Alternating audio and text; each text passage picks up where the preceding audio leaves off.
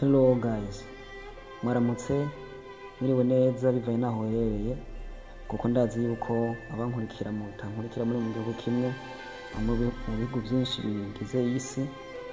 Rero uri kurankurikirana uri umuntu w'umugabo na cyane cyane wowe wamaze gukora subscribe ukagira ama comment ukana likinga kuri ibiganiro tugenda ducisha kuri channel Jules Mutebutsi official.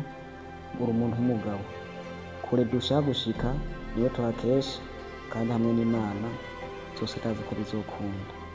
Kaze mu cigwa tugiye kurabira hamwe uyu munsi, ni cigwa cagiye gihindurira ubuzima benshi, na cyane ko muri ubu buzima tugiye twigira ko babishoboye, mbega babikoze gute, tukigira no kubananiwe kandi kuko bavuga bati nta muntu utokwigira uko ameze kose umukora kw'isomo hama iryo somo likakubashisha gukora iby'iwawe neza, ukabikora mu rutonde hama bikagenda neza, bikaguha umusaruro mwiza wari wifuza.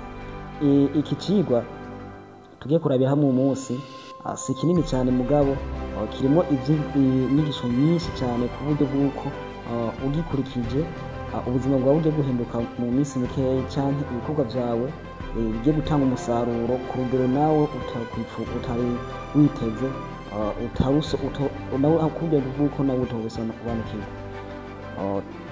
Ibi ngiye kuvuga ngaha byakorewe ko n'ubushakashatsi bwakorewe ko ku bantu batandukanye, ku ngero zitandukanye, mu bantu bakora mu bisata bitandukanye by'ubuzima bw'igihugu, mu bantu bikorera ama business ku giti cyabo. Rero iyi nama ngiye kukubwira ni inama y'ukuri kuko yakorewe ko n'abantu benshi. Abantu benshi bahabayeho ubuzima butagira novuga icyerekezo. Arabyuka mu gitondo ntazi neza ikintu agiye gukora kuri uwo munsi, ntiyapanze neza gahunda canke programme y'ibikorwa agiye gukora kuri uwo munsi. Mw'ico gihe rero biza gutuma urw'umutambatamba hirya no hino kuko ntubuzi neza ikintu catumye uvyuka, ntiwapanze neza umunsi wawe. Nuvyuka mbega nza gukora iki, mbega nza kubigenza gute kuri uno munsi, ko mvyutse biza kugenda gute, canke bwije. Iyo bwije umuntu ashobora kwiyumvira ati mbega nashobora gukora iki kuri uno munsi, mbega umunsi wanje wagenze neza. Mu gihe ubonye ko atakintu wakoze kiguha umusaruro, umunsi wawe wumva wagenze neza gute, ahubwo umunsi wawe wagenze nabi. Mu bandi majambo uyu munsi uba wawutakaje, bisaba ko uca ukosora mbega ku munsi ukurikira aho noca nibigenza gute. Tugiye kurabira hamwe rero ibintu bitari byinshi, ni ibintu bishika kuri 4 nubikurikiza mu rugendo rwawe rw'ubuzima, cyangwa se uko wowe umeze kose. Nimba uri umunyeshure, nimba ukorera akazi ka leta, nimba ukora akazi k'umuntu kanaka, nimba wikorera iby'iwawe, ibyo sindaba ngo ukorera nde cyangwa ukora ibiki, ariko ibi nubishira mu ngiro uko bumeze kose, aho uri gukorera hose utegerezwa kubona impinduka mu buzima byanka byakunda. Icyo usabwa ni kubikora neza. Ikindi usabwa ni gukora subscribe wowe utarayikora. Ikindi usabwa kuba wamaze kuyikora, partage cyangwa urungikire iyi link ku bandi nabo baze biyige, kubera ko iki kigo si ugikeneye wenyine, n'abandi baragikeneye. Ikintu cya mbere cyakozwe cyakorewe ku bushakashatsi n'abantu benshi babikorera kandi ku ngero nyinshi z'abantu, kubera ko bamaze kubona ko mu gihe uwo bikora iminsi yose, cyangwa abo bantu babikoze iminsi yose bagiye gushika aho bashaka gushika, ndetse nabonye ubwabo barabitangira ubuhamya bakabyemeza yuko ibyo bintu byabafashije cyane mu rugendo barimo cyangwa barimo n'ubu rw'ubuzima. Ikintu cya mbere ukwigiza gukora ku munsi, ibi bigiye kubabwira uteza kubikora ku munsi, ukwezi kuzuza guhera cyangwa amezi 2 cyangwa amezi 3, ubona umusaruro wari wifuza kandi mwiza. Ikintu cya mbere bavuga bati imbere yo kuryama wewe banza utore mo kimwe urupapuro cyangwa agenda, ku bantu bafite agenda, hama wandikeko cyangwa ukore urutonde liste y'ibikorwa uzokora ku munsi w'ejo, ku munsi ejo. Nimba wewe uwo munsi uri ku mugoroba ni mwijoro, tora urupapuro cyangwa utore agenda, hama wandike mbega ku munsi w'ejo nzokora iki, napanze iki, ko mva ejo numva nokora iki. Hama ivyo umaze kuvyandika utaco witayeho, mugabo wigore wandike ibikorwa bike ubona ko ku munsi umwe ushobora kubikora ukabirangiza kandi ukabikora neza.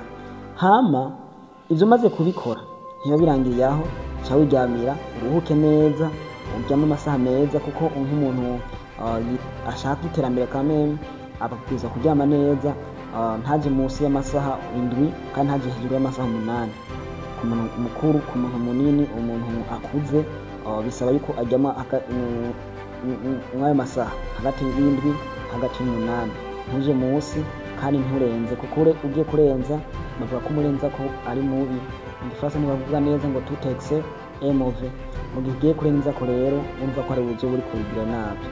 Ikigira kabiri, uvyutse rero nuvyuka raba neza utunganye mu bijanye n'isuku n'ibindi, hama ucutora hahandi wandika ivya bikorwa wakora, wandika uza gukora ku munsi, aho ni haje uvyutse hayo bukeye. Hama ivyo umaze kubikora urupapuro utore ndetse canke agenda bivana naho uzoba wavyanditse. Hama fata rero vya bikorwa wandike uhere ku nimero ya mbere, wandike ubitondekeshe uko bikurikirana uhereye kuri kinini uja kuri gitoya. Donc uhere kukiye ubona ko aco kiza gutwara umwanya munini canke ari kiri très important kuri wewe, ari ngira kamaro cyane kuri wewe. Hama abari cuherako ucandike, hama uje kugikurikira, kugeza ku canyuma. Hama ivyo bimaze utuja ku kivi, kuko ikivi ni cakare cushira mu ngiro ubwo nyene. Umva ibintu bigiye kubabwira sivyo uza kwandika hama uca uryama wongera usinzire, oya uvyutse ushuke kare, hama ubitondekeshe, ukubitondekesha kandi ubihe n'umwanya wiyaranje. Ntumwanya uvuga ati kuva nk'akarore kuva isaha 1 gitondo kugeza isaha 4 anza kuba ariko arakora iki ndakimara, nca ntandukira iki ca kabiri, mve isaha 4 ngeze isaha 6, hama nduhuke mfate ifunguro rya saa sita, hama nduhuke nk'isaha 1, hama kuva isaha 7 canke isaha 8 kugeza dongo ubikurikiranye uko nyene mu mwanya wawe ugabure kubyo gutyo. Hama icakatatu gikurikira ni ukuvuga shira mu ngiro vya bindi rero wakora wapanga vya bikorwa wewe wandika bari gushira mu ngiro. Ko yanyere wabisumbasumbanije mu kuvyandika abari kubishira mu ngiro, uyaranje ntagira umuntu mu gihe uriko urakora akazi kawe cyangwa ivyo bikorwa vyawe, uyaranje igikorwa utapanze ucirinde kubera ko mu gihe utariko urakora kuri discipline canke se ku rutonde rw'ibi bikorwa uba wakoze, uba uri kuriyononera wowe ubwawe, umunsi wawe uriko urawonona. Nimba inshuti mutavuganye ubona ko ivyo zigiye kukubwira zitagiye kuguha umusaruro canke zitari mu musaruro wari witeze kuronka uwo munsi, izo bantu zihoze. Nimba ari telefone, koresha telefone mu gihe uba wapanze kuza kuyikoresha umwanya wapanze, apana yuko uzo usanga umuntu ari ku mbuga ngurukana bumenyi buri kanya yushura ama message abamutesha umwanya, cyo bwo ugasanga ntariko arabikora neza uko yabipanze. Nimba ushaka kugira gushika ku ntego canke ku ntumbero canke kwihangiro ryawe uba wihaye, gerageza ukore kuri discipline ndiko ndaguha. Ibi ndiko rakubwira ni benshi ni experience canke n'ubunararibonye. Abantu benshi bashatse ku butsinzi bamaze bashingira intahe cyane ko byagiye kubafasha. Igihe cya gatatu twari kumwe umaze gushira mu ngiro rero, mwijoro hajya ubwodotse uvuye ku mirimo, hajya nyene vuga ati ngiye kuruhuka, genzura bya bikorwa rero uraba kuri rwa rutonde, ungire urabe ugende urashira kovi, ushira akamenyetso k'ivyo washoboye kurangura, ubirabe neza uvuge ati iki nagikoze, ni byagenze neza, iki cyagenze neza. Usanze ihangiro wari wihaye ku munsi warishitseko, ntikibuze ko wihemba. Abantu benshi rero iyo tuvuze kwihemba babo bihemba imbere yuko baja kubikorwa. ibyo sivyo, ahubwo byasaba yuko wishimira mu gihe wageze ku cyo wari washatse kugerako kuwo munsi. Ibikorwa wari wapanze nimba wabikwije, nimba wabikoze neza, ukabona ko koko wabikoze neza, ni wihembe. Hama usanze harimo ibyo utashoboye kurangura kuwo munsi, kuko binavyo bibaho, birashoboka kuko ushobora gupanga ibikorwa hama swati ikirere kikakononera, imvura ikagwa ugatuma umwanya wari wapanze wigize imbere, nk'ibyo canke n'ibindi kuko ibituma utoshera kwihangiro wari wahaye ku munsi birashoboka kubaho. Nkibiza nyine utabipanze kandi ugasanga ni vy'ingirakamaro cyane, ivyo birashoboka. Hama rero ivyo utashoboye gukora kuwo munsi bari vyo uherako ku rutonde rw'uwo munsi nyene, kuko imbere yo kuryama iminsi yose uzokwame ukora bino, wandika liste canke urutonde rw'ivyo uzokora ejo. Ivyo rero utashoboye gukora kuno munsi nivyo uzoca uca wandika utanguza ku rutonde, nivyo uca uherako ku munsi ukurikiye. Rero kuko ivyo niwabikora uko ukazura bikora uko buri munsi usanga ari byo sawa.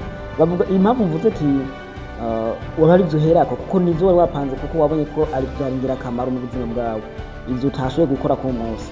Kuko bavuga bati kirazira guhakorera ku bwaraye. Uwo n'umugani ndundi niko bimeze, ntuhakorere ku bwaraye, ahubwo banza ubukureho hama utangure bishasha. Ivyo nubikora umunsi umwe, ukabikora indwi imwe, ukabikora indwi zibiri, ukabukwiza iminsi 21, wamubikora iminsi yose, ubuzima mu mutwe wawe kwanza ubwonko bwawe ugiye kuca bubimenyera. Hama bumaze kubimenyera bibe nk'ubuzima, bikubera ingeso nyine itangira ikure, ukabona ukwije amezi 3 ubikurikiza uko, yemwe ubuzima bwawe bugiye guhinduka mu gihe kitarambiranye. Mugabo nubona bikurambiye hamwe ukabita, ndakubwiye ukuri, yemwe sinzi ko bigize byo kugenda, kubera ko birababaje cyane kuba mu buzima butagira intego, mu buzima butagira ihangiro, kwihangira buri munsi, uyu munsi nkora ibi, nkunze kubiraba ku bantu babatama wanashima, ku bantu babasaza. Nta muntu akuze aho nagiye kubibona, abenshi baba bakuriye aha mu cyaro, mu byaro nta muntu aza gukora igikorwa atapanze. Babipanga mu ijoro, hama tikujya ku munsi w'ejo nzinduka nkora ibi, nzinduka nja hariya, nzinduka nja muri mirimo, kandi uko nyine bipanze bikagenda uko nyene. Hama ku mugoroba agataha akagenda ati mbega byane nabikoze, atabikoze akabizindukirako, hama bikagenda neza. Ivyo niwe bikora uko bigiye kuguha umusaruro utari witeze, waba uri umucuruza, waba ukora ibyo wowe ukora byose. Nawe uri umunyeshuri, nawe umunyeshuri we, ibigendo bikurikize, hama urabe ko bitanga umusaruro ubure ukiza, donc umusaruro uri en abondance mwinshi cyane. Hama ndabashimiye kuko mudahengeshanya kunkurikirana, muri abantu b'abagabo mwebwe, mudahengeshanya ku supportinga mujanye na subscriptions, mujanye na likes, mujanye na comments. Ibyo ndabyishimira rwose, kandi ukabona ko hari ibyo twokongerako cyangwa twokosora, ntikibuze yuko wandika muri commentaire, agace ka commentaire karahari, wandikemo hama ico cimviro cawe tuzogikorerako. Murakoze cyane, ciao, Imana ibazigire rwose.